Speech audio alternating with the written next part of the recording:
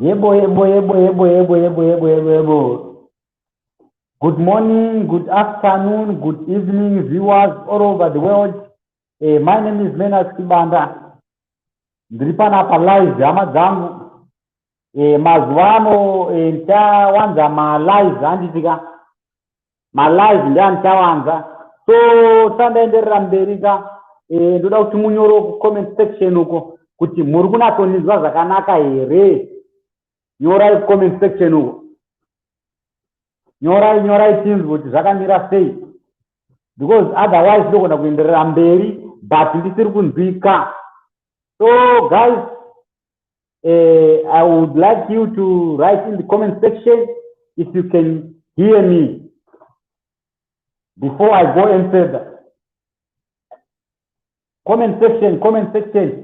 Kapanyore 1 2 kuti ndiri kunzwika here. Then ndozoenderera mberi nenyaya ndoda kuti ndiite sei ndisvitse kwamuri hama dzangu. Ndiri kuona pana 1 2 apo. Thank you so much. Siyabonga. Tinotenda. Uyai udzanai kuti Menas Kibanda ari panapa live. Udzanai spread the message. Udzanai kuti Menas ari pano. Ngatiye link. Ndiri kuona pana 16 apo. Thank you so much. Thank you. Udzanai. Pakasvika vanhu 20 apa ndakutosangidza ma1 acho mani.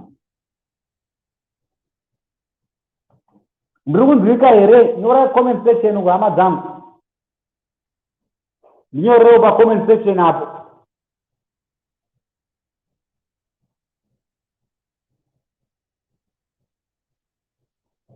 Nyorerewo pa comment section kana ndiri kunzwika. Write in the comment section. Write something. As a brief.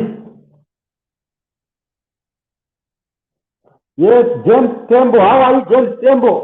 Good morning, good afternoon, good evening. Because I'm going to go for yeah, thank you. Lenganzi na lati grass and the aluminium marava. Yeah, thank you. That's nice. That's link. Udana every Menas ari pana live. Udana. Ngati kana tena hapo ndibara kange mawana. Ndinenyaza ndinazo animozwa ndire makuwa. Inini ndine guwa ama ndaunyeperai. Ndakangonzwa eni nyanda ndazva ndogona kuya nacho pano. Ina nyare kutaura. Wani murume ane guwa ndini Menas manokwa Chibanda. Vamwe vanonyara kutaura vane makuwa but vainawo. Ina hanyari ndo basa rangu. Ndinotongozi mutapi wenhawo kana zvinonzi YouTuber. Zvaro kuti une makuwa. So usarambe. Udzanai. Pana vanhu vangana. Pana vanhu 7. Udzanai muwanda. Arotangidza. Udzanai ndinyaya mbiri. 2 nyaya panapa. 2 guwa randinaro. So ndoda kuti vanhu vati kana sike kana pa 10 pane 7. Ndoba ndatanga kutaura nyaya yacho. Timboone ndiani aripo. Hana Benjamin Mambo maswera. Taswera sei. Ulekere. Kana pana arida kupinda mstudio ka. Sorry. Ngaashandise link iri pa comment section iyo. Kupinda mstudio. Then tokurukura takawanda ndinaika. Ngapinde mstudio. James ndewangu. James unomira neni ndokuziva kubva kudhara. Uri wangu iwe. Hauna kwaunoenda iwewe. James, you have nowhere to run. Right, tione. Anna James Tembo. Ndiri kuZambia. I love your stories. Komsoro watapiwa how far? Yes, sir. James, izvozveka ramba wakateya nzeve dzako. Ndonyanda kuzotaura panapa emusoro watapiwa iyoyo. Ndakangomira vanhu wati wandei ndichana ndobva ndaitaura. asingada pinda munyaya musoro watapiwa ndine rimwe guhwa rakaumbotaura ndine kamwe karumours kandani andasangana nako mumastriti esocial media. James, kana uchikwanisa kupinda mustudio pinda, shandisa link riri apa izi handowariona izi wakaenda comment section ka wakanopressa that link unobva ita zvinhu wapinda mustudio then ndobva tambotaura. So kuzambia uku unotaura chinyanja here machoma bwanji James, muri bwino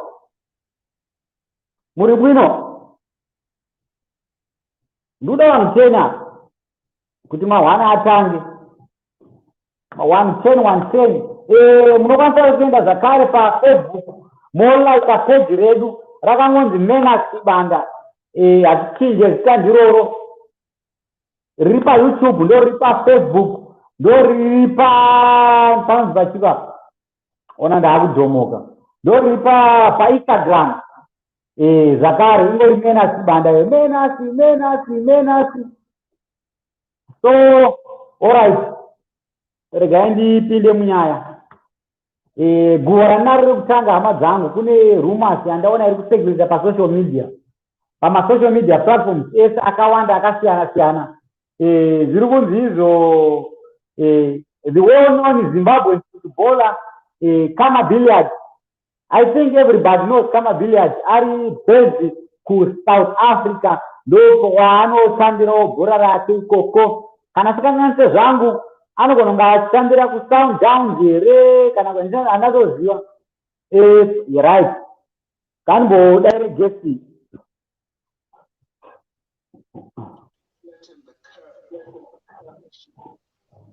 Lati mukoma Lati Magadi baba. Zviri kufamba here. Zviri kufamba Magadi. Boze kuti ndikuna kumbinga here. Muri kuDurban. How is Durban? Yeah, kwakadi. Boze kuti boze kumvura uku. Kumvura uku. Hayi ngatigare kumvura isiri kuna Namibia. Adai kunayo. Ya ndiri kuna Namibia. Ewa nasi kwa zvakwasi kunongukara nkinaya. Zinaya. Otherwise iri sei lockdown kuko hamuti lockdown here. Lockdown asi chingofamba magarire. Yasiyana ndiye kuZimbabwe kai. kuZimbabwe ine Pachimalawi inonzi atinosa. Wakaona wakomana wakatumwa zvavo kuti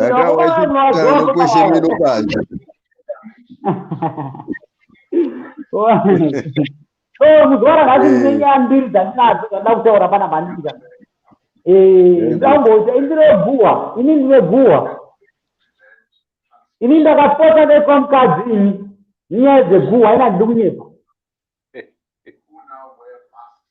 Ini ndakasiyana nevamwe ndinotaura chikwadi zvandiri. Ini chandogona ndakangonzwa nyaya chandogona kuenda pasocial media. Kana ndisina data ndokwereta mari ndotenga data ndiya nenyaya pano ndobasa rangu. Mukoma wese chipai zvakamira sei? Zvakabe Bolato muri papa? Bolato ndiri paGwanda apa paDowntown. paGwanda, Zimbabwe. Yes, muZimbabwe chaipo. Zimbabwe wapinda mustudio. Uya kutora mwana wamai. Wana vaZimbabwe. Makajamuka. David. Boze apa ndotanga nyaya yemusoro yomwana watapiwa hera ndotanga nyaya yaKhama billiat. Hala? Ndotanga nenyaya ipi apa? Ndine nyaya mbiri, ndine yaKhama billiat, ndine yatapiwa makore uyo akapondwa kuZimbabwe. yaKhama billiat yakanyanya iyo. Alright, ndakukanza manje, right? Kune wachangoti bato hama dzangu, inini ndinonzi Menas Banda. Ndiri one murume ane guhwa paZimbabwe rese. Ndakapota ndoita mukadzi nyaya dzemakuhwa. garai mazuva izvozvo. So ini ndakanzwa nyaya kana ndakangoona mafaiwa ako ndoswera anoswera apa nepo right. Zvine guhwa randinaro rekwaKhama billiat. I think Khama billiat is well known Zimbabwean footballer who is based in South Africa. Anotambira arikoko anosaziwa club yacho. Zviri kunzi izvo according to the social media street. Khama billiat aroora mukadzi wechipiri. Zviri kunzi akatoingeja here uye zviri kunzi zvakare akatobhadhara labola here ndo bride prize handichazive chiri kuchondivhesa because ndakagumirawo grade 3D dai ndakazogumirawo museat was better. So ndonyaya yacho iripo. I don't know how true it is. It's just the social media rumors. Handitika koma billiat vakanyanya shamwari. But handiziva hangu handizive pamwe vanhu vari kutsvagawo social media attention wemapepa. Sometimes vanhu vemapepa vanoda kutengesawo pepa vanotsvaga tinyaya kutsvagiriza handoiziva. Right, tapedza ipapapo takuuyawo kwatapiwa makore. Sekuziva kwenyu nezvehama dzangu tapiwa makore junior was made that last year, if I'm not mistaken, September there. So aponzwa kudaro mapatsi ake ese haana kuva achiwanikwa. Pana vanhu vakasungawo masuspects aripo anova Thanks Makore, tapiwa makore senior, tafadzwa shamba, maudhi huni dzarira here or something like that. Handichanazoziva. So zvadarozvo Thanks Makore is out. Asi nyaya isati yapera angori out inonyanya kuti akapiwawo bail. Sezvo mutemo uchibvumidza kuti munhu aite apiwawo bail. Then these other 3 suspects are still behind bars. Tapiwa makore senior, maudhi and tafadzwa shamba. So mwana uyu aifanira kunge achivigwa iye musi Saturday adarikayo 9 January 2021. But according to Makore family spokesperson who anova Gogo Biula, zviri kunzi the burial has been postponed nyaya yekuti kune lockdown. Lockdown haisi kubvumidza maregulations elockdown abvumidza kuti vanhu vave vanodarika 30 pafuneral. So mukutaura kwavo ivo spokesperson wemakore family vari kuti vane mafamily akawanda, mafamily members akawanda, vane shamwari dzakawanda dzavari kuda kuti dzive dzinoatenda that burial service. So havakwanise kuti vaite sei vavige mwana because vanhu 30 vanogona kunge vatongova vanhu vedzimba 2-3. Saka kuti vazomise vamwe vanhu kuti aiwa musauye vanenge sevasarudza. Saka vati ivo vachazovigawo mwana vavo pachaperawo lockdown hirange rinopera rinhi. I hope kuti haisi kuzopostponedwa. Lockdown ichinge yapera ndopa vachazoorganiza day kuti vatovigawo mwana rinhi. Ndo information yacho hama dzangu because ndaona kuno mwabvunza kucomment section kuti how funny ai mwana. Ameno imi mukoma hwese kai muneonawo senyaya iyi mwana ane 4 if I'm not mistaken takuda kukwanisa 4 months mwana asati awigwa. Muneonawo senyaya apa wanga tikafanira kuiga mwana here apa papa achingoda kuwirirano kunyanyanyanya kumhuri kwamakore ndo vanhu vanga vafanira kudai vaunzwisisa nokuti tinga vari kutambudza mutumbi wemwana vangomuchengeta azorore murugare then nyaya hayo nokuti hazvo izvi mamwe mapasi asingaonekwayo anga achangozongotsva kwawo panowanikwira kuzovigwawo futi ndo maonero angu awo. ichokwadi because hatingarambe takamira kamwana hatitoti anogona kusawanikwa mapasi acho. chokwadi noti nyangwe papa kana zvatodai nyangwe hurumende toita kuda kuti ipindirewo kana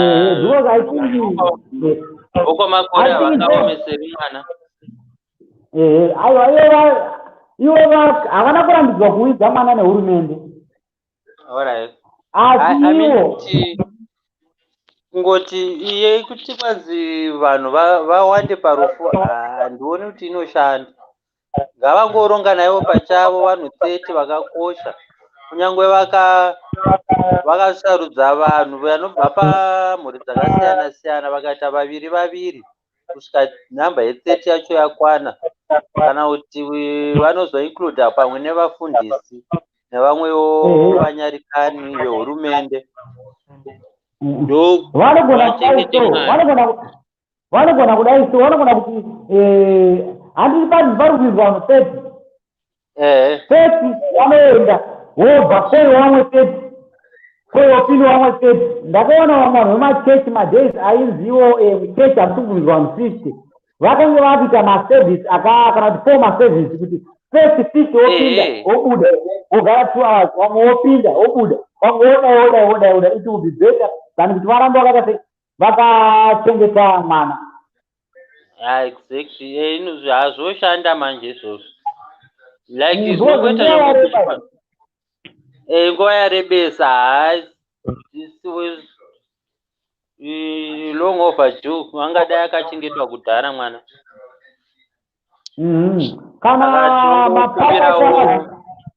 tongokumbirawo kumhuri yekwamakore vanzwisise vagoita nyangwe zvamari vazozutupi vopinda vari muzvikwata zvachona 30 zvinongofamba. ichokwadi ichochecho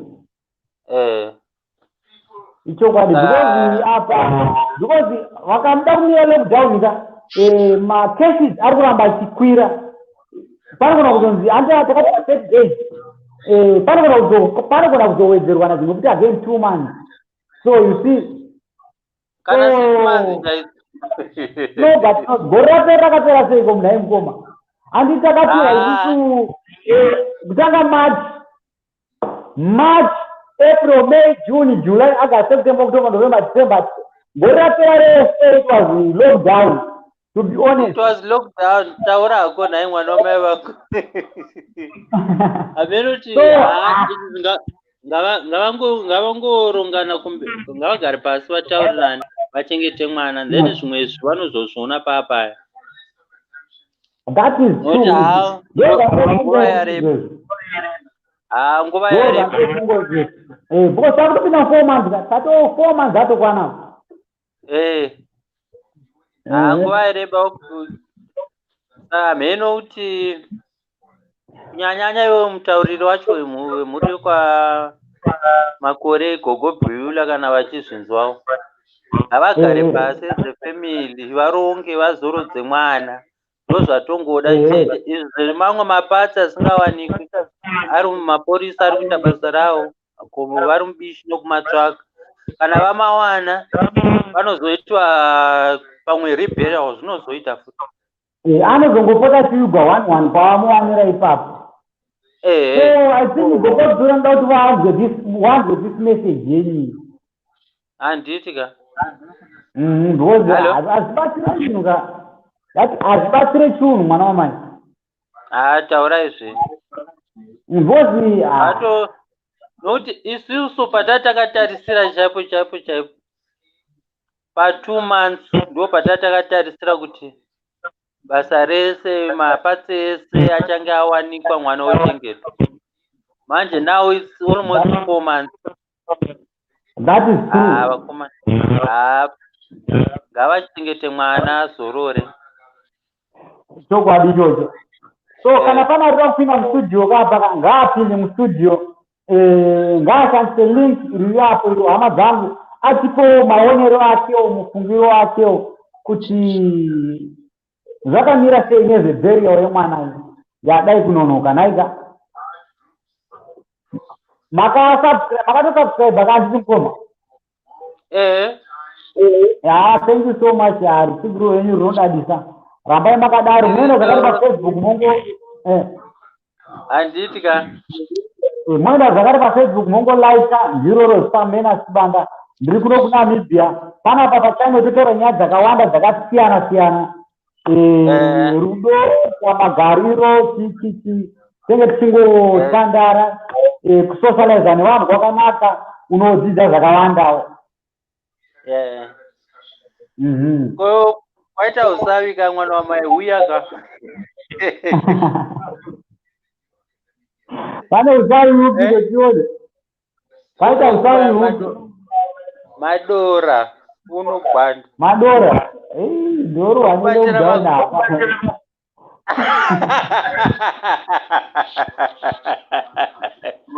Bagona kutubandika kuloro anilo down. Bagaipa. Lockdown ya Bati kana zvashata tongonyora ka rules zvacho mbichana. Aiwa. Pakanaka muamena zandite.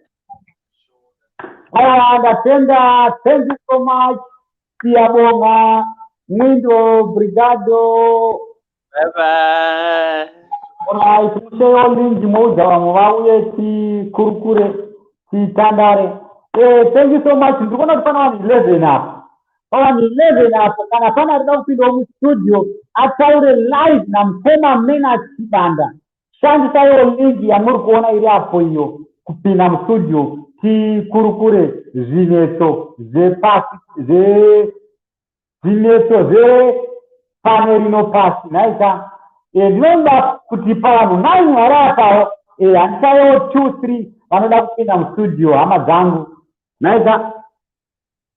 Gatipinde tuone mstudio. Gatipinde fanya tena gatipinde mstudio ama zangu. Gatipinde asingenene studio. Asingenene. Use the link. Chanta link ripa comment section yo. Kupina mstudio. Mutauri na mkoma wenye mkoma menas. Naika.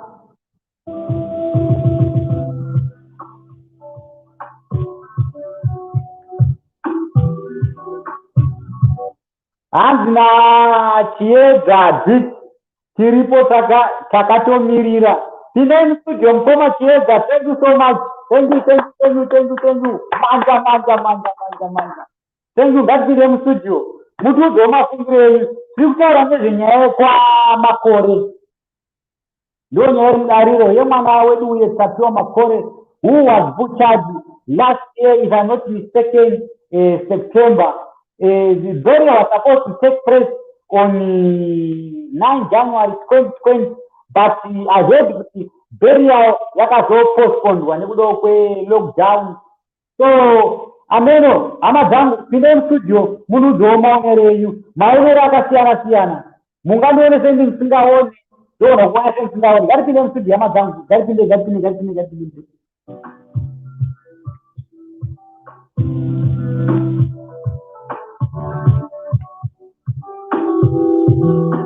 Yes, fighter guest up. Halo mkoma menasi. Zakavira sei. Tiripo makadini. Mushe, amene kuri sei ikoko. Aiwa, kuno kuri nane COVID chete, kwakadi kwenyu. Kuno kuri nane zako, hatisi lockdown zako, but ndakanzwa mutungamiri wenyika arida kutotipinzawo, so handiziva muri kuti ndiri kuno kuSouth Africa. Mutungamiriri wenyika abva kutaura manje ndofunga ari kutotaura achiti mabhodha taakuvhara kusvika musi wa15 February. Yey, saka pakaipa zvakaoma upenyu. Totosimba kuna mati. Chokwadi. Yes. Chokwadi chocho hamureve nhema. Ndizvozvo. Kana ndiri kuno kuNamibia. Kanzwa kuti mutungamiri wenyika achapawo speechwo. Ndiri kunatonzwira zvakanaka kana ndine feedback. ndiri kukunzwai. Ndakandoti mutungamiriri wenyika ari kuda kupawo spichiwo musi weWednesday kuswera mangwana. Handiri kuziva kuti atoo zvipiwo. Kwakuchingonzwa kubva kwavari tingaitei. But macases acho akonoku achiri mashoma zvawo. Ari nani? Asi hatingati ari nani because population yeNamibia also ine 2 million. Saka zvinoenderanawo ne100 assets kwavo. You cannot compare Namibia with other countries like South Africa, Zimbabwe, where the population is very high, 60 million, 60 million. So, ngati kumapezi kunonga atori higher according to the population kunongo. Aiwa tinongozvisa kuna Mwari, Mwari ndiye mubatsiri wedu. Chokwadi. So, munifanya nyaya iri mudariro, ameno munoti kuti iyo nyaya yekuti mwana makambonzwa nenyaya yatapiwa Makore Junior. Hongu tinoitevera zvakasimba ichitaurwa naTete Tilda. Mwana ainge ari supposed kuva kuradzikwa musi wa9 January 2021 inova Saturday yadarika iyo. Zvino haana kuzoradzikwa hanzi kune lockdown. So iwo mhuri yavo yakaita seyakakurisa. So mutema regulations elockdown vanotiwo havabvumidza vanhu vadarika 30 karufu. So vatiwo vapostpondawo. Hadzizoti vapostponda kusvika rini, vangoti vapostpondawo kusvika hanzi kusvika lockdown yapera here vozoannounce date seburial. But lockdown hachisi kuzikanwa zvinopera rini. Ameno munoiona senyaya panhu ipapo pakaoma. Mwana uyu igamba waishuwirwa kuti avigwe nevanhu vakawanda. Asi nenguva yatiri kuraramira pari zvino vaichingofanirwa kugashira zviripo kuti zvanzi kana kuti vanhu 30 ngavakotse mwana voradzika mwana, nekuti nguva yareba almost yakutosvitsa about 4 months asati avigwa. On top of that mapatsi ake zvinhu zvake zvese hazvina kuringana. Saka let a rest. I think that's my option, ekuti ngavamuradzike azorore. Chokwadi because panopera 30 days yelockdown pamusoro dzinogona kututsirwa zvakare. Ichokwadi dzinogona kututsirwa. No. Yes. So the best way kuradzika mwana kuri nani, of which mochizongomirira kana musoro wawanikwa kana wawana makumbo chinenge changozowanikwa vachingozodini, vachingozofusira saizvozvo. Ichokwadi izvozvo ndo maonero angu. Ndo mafungiro angu, asi hama dzake hadzina kuita zvinokomborerwa naMwari. Handifungi kuti kana pavari vari vanhu vane mwoyo wemunhu chaiwo vakanyatsogara zvakanaka. Yes, kana mwaona kuti zvamanga muchifunga kuti muite zvaramba, vangadai vakadzorera mapatsi emwana. Zvatanga tichifunga munotokumbira roge kuti sorry, zvatanga tichifunga kuti tiite hazvina kuzobudirira. Heuno musoro wemwana, vanhu voiga mwana nezvinhu zvake zvese zvakakwana, asi zvakakona pakangooma zvapo. Dambudziko manzivo vari kuramba nyaya iyi kuti havana kuipara. Vozobudisa musoro wemwana vanonga kutobva tatosungwa. Aiwa, ngavabude pachena vabaunze zvinhu zvemwana mhani. Nguva yarebesa muzvinhu zvemwana hazvina kuringana. Vanhu vakutosvika pakuda kutomufunsira zvaasina zvinhu zvakakwana. Munozoonana sei? Ichokwadi zvinopisa tsitsi. Zvinonzwisa tsitsi mhani. Hazvisiri izvo zvinofanirwa kuti zviitwe nemunhu chaiye ane mwoyo wemunhu akabarwa nemunhu womukadzi.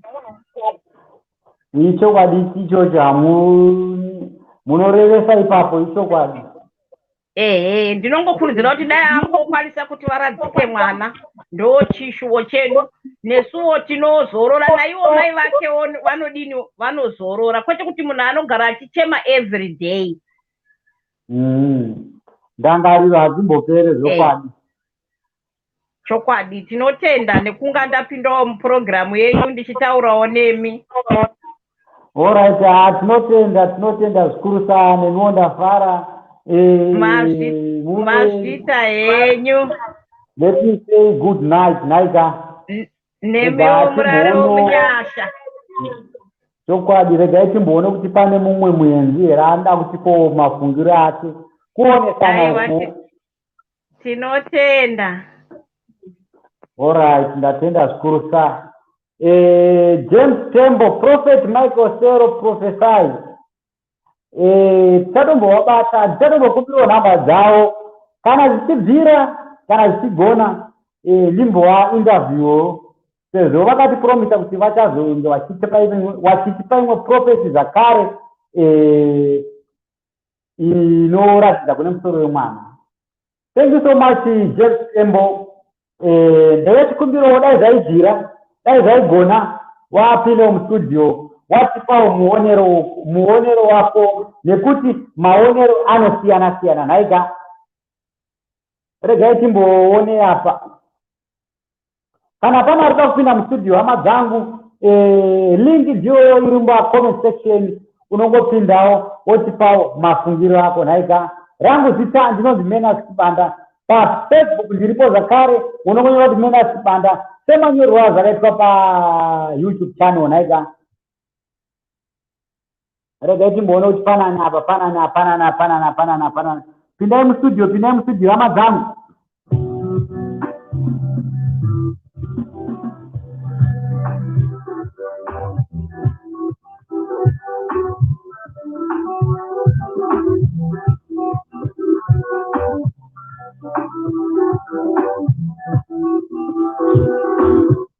Ngatipinde mustudio hama dzangu. Chikumbiro changuwo pindai tize nyaya iyi titaure tiri pamwe chete.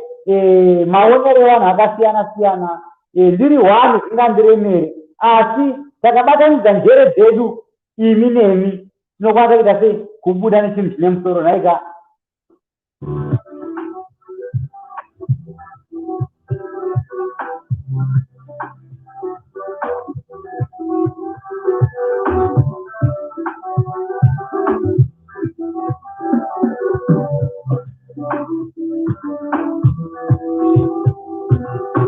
kana pana ari kuda kupinda mustudio hama dzangu kune vachangotibata shandisaiwo link iri pacomment section iro mupinde mustudio mutiudzewo maonero enyu mafungiro enyu. Maonero anosiyana siyana, mafungiro anosiyana siyana. Tiri kutaura isusu muzuva ranhasi inyaya yekwaTapiwa Makore Junior uyo akapondwawo gore radarika iro. Mutiudzewo maonero enyu because mwana uyo aifanira kunge achiradzikwawo iye musi wa9 January 2021 asi mutauriro kwamakore uyo anova gogodzura ati mwana uyu haana kuzoradzikwa, haasi kuzikana kuti achazoradzikwa rini nekuda kwokuti kune lockdown.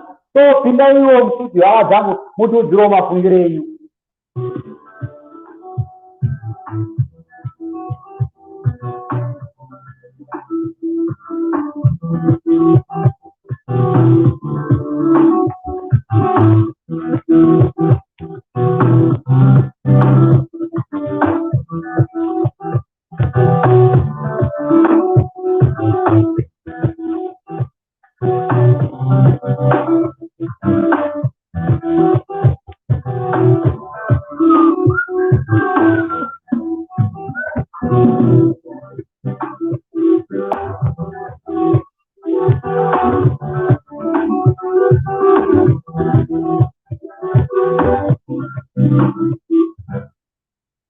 Hanzi naBenjamin Mambo.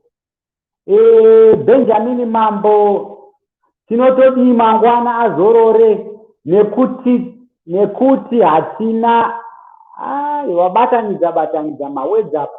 So zvakunditinesei kuverenga. Shona inondinetsa mundiregerero hama dzangu ipapo.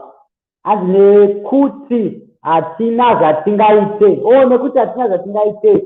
Mukoma Benjamin mangashifana kunge masesa ipapo kuti zvivewo nyore mukuti ndive ndichiziverenga. Nhaika asi mwana ngaazorore zvake.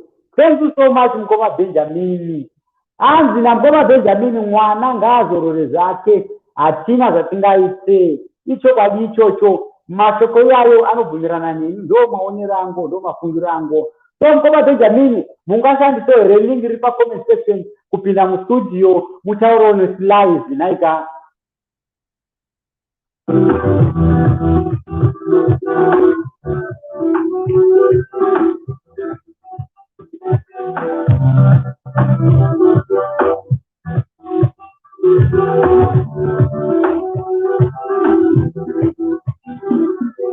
kambo kamuri kunzwa kahama dzangu kambo kegospel iyi inongori instrument chete yakarohwa iye naye anonziye Dr. Phil muimbi wegospel ari based kuno kuNamibia naika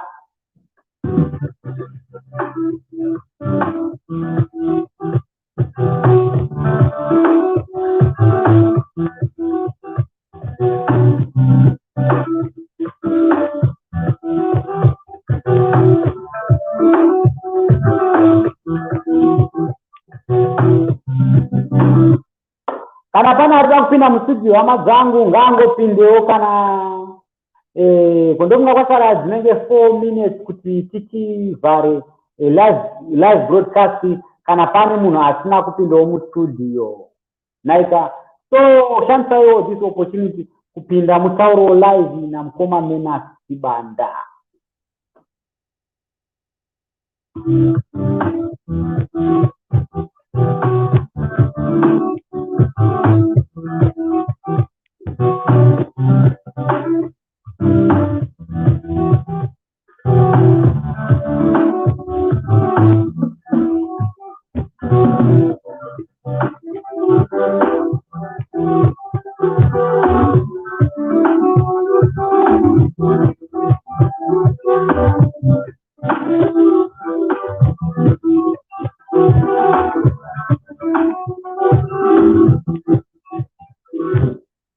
Ndiri kuona pane munhu wanapo wakangopindawo mustudio unenge wagona hama yangu.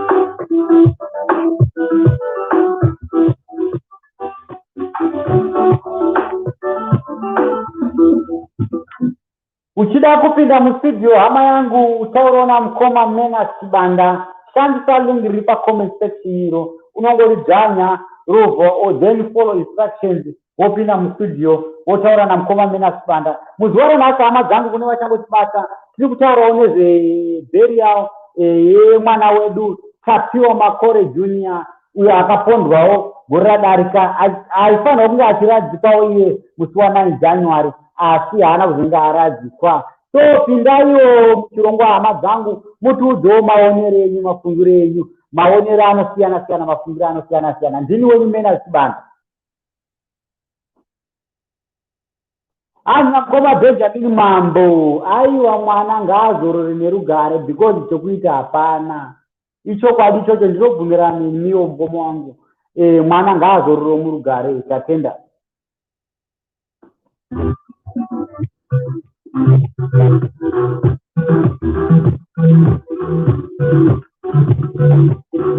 Ndiri kuona vanhu vari kuita vachiuya so vanoda kupinda mustudio hama dzangu lingi riri pacomment section apo pindai mutiudzewo maonero enyu nemafungiro enyu.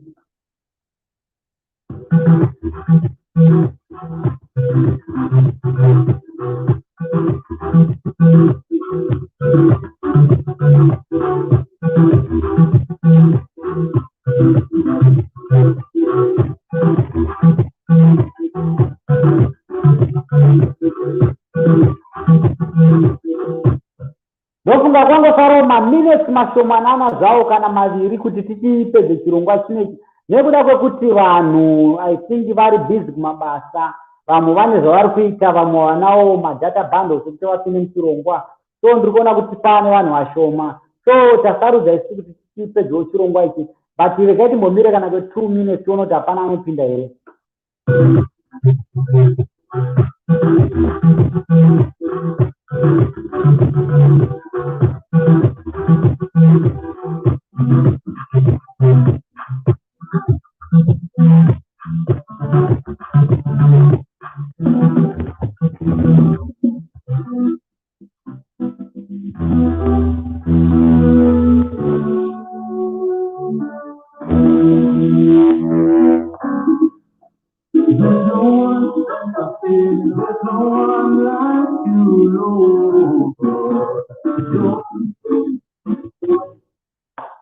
Ndinotenda zvikuru sehama dzangu ndofunga pachaperawo kambo aka kari kuimbwa aka kakaimbwa iko naDr. Phil kanonzi there is no one like you. Patinowapinda mustudio tabva tangopedzawo chirongwa chedu chanhasi.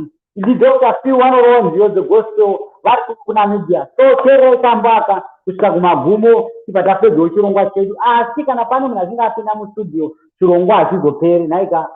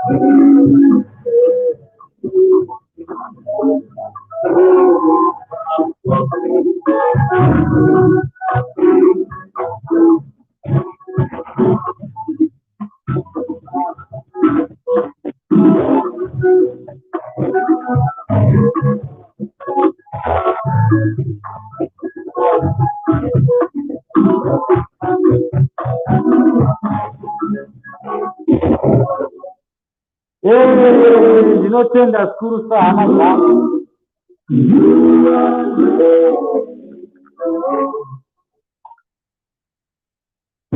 Ndokuperawo kwaita chirongwa chedu chezuva ranhasi. Hama dzangu, ndinotendawo zvikuru kune wese zvake aonawo this live broadcast neachazoona zvakare. Kune wese akasubscribe, aiwa munodadisa imi. Ndimi munoita kuti basa iri rienderere mberi. Rambai makadaro. Siyabonga. Thank you so much. Muito obrigado.